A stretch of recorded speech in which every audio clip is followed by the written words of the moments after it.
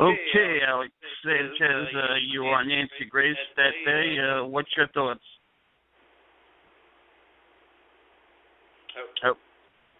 We have the police raiding his apartment or raiding his house. That means they must have had a search warrant. In order to get a search warrant, you first have to go to a judge, and you have to show that you have probable cause to believe that there's evidence of a crime in that location. That's how you get a search warrant.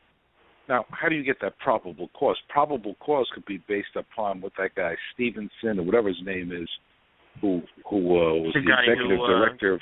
Yeah, he could have told the police, "Hey, this guy Jared, he's got hundreds of articles or photos of nude children, and he's engaged in pornography." He could have said that, and based upon that, they could have obtained a search warrant, or they could have done some type of electronic investigation and found that a lot of images of children, pornographic images of children were sent to the house, and based upon that, they could have gotten a search warrant. What I find unusual is that he hasn't been arrested. So they search his house, they obtain all this information. How come he hasn't been arrested?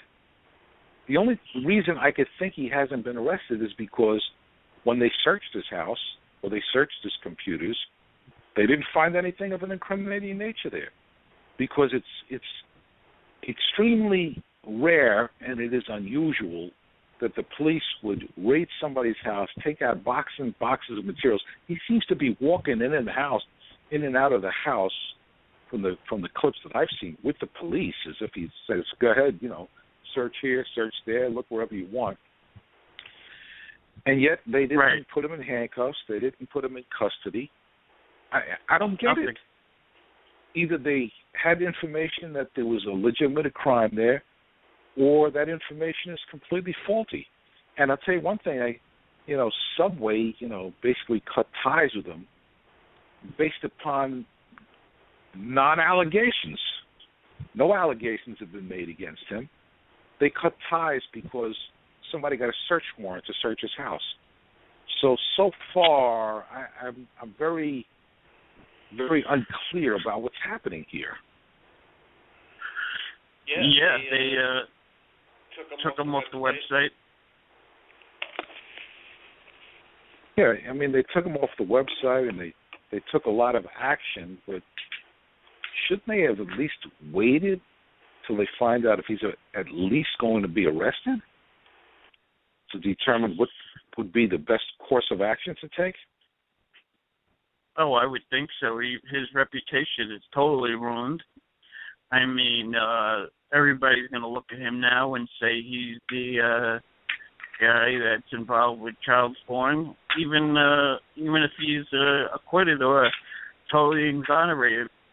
But like you said, he's not in jail. Nothing has happened to him. But do you think Subway should have waited the process, or they did what they had to do because of the company? Well, I think Subway is a company, and they have to do what's in their best interest. It's not about morals. It's about money with these people.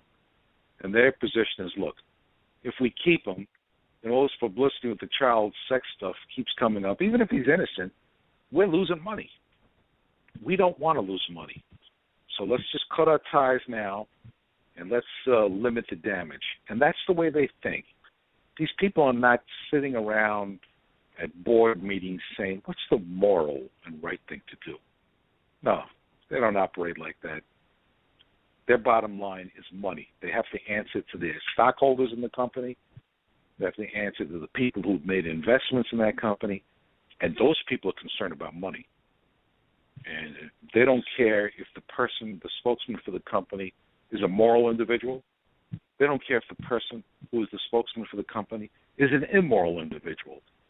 The only thing that they're interested in is the bottom line. Is this person, whatever their background is, bringing in the green? And if they are not bringing in the green, you get somebody else in who's going to bring in the green. That's the way they think. The green is the root to everything. and perception, of course. Well, I remember. I did want to ask. I was going to say, I remember you've heard the quote, money is the root of all evil. You've heard that term before, right? Sure. Right. Well, one time somebody said to me, you know what Reverend Ike said? Now, Reverend Ike was a famous reverend in the New York City area. And he said, money is not the root of all evil. It's the lack of money that's the root of all evil. It's so true.